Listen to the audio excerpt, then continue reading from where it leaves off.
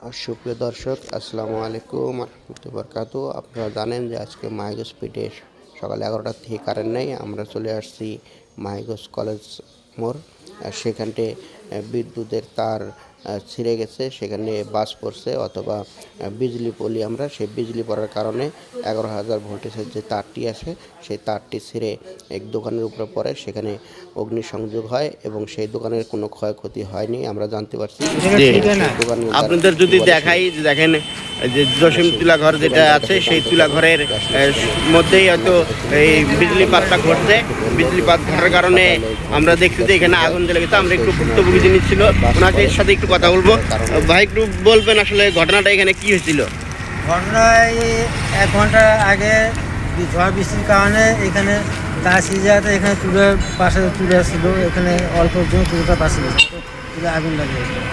আগুন লাগার তারপর তারা ছিঁড়িয়ে উপসে গিয়ে গেছে। যেটা আপনারা একটু ভালোভাবে করেন জি, অনেক ধন্যবাদ।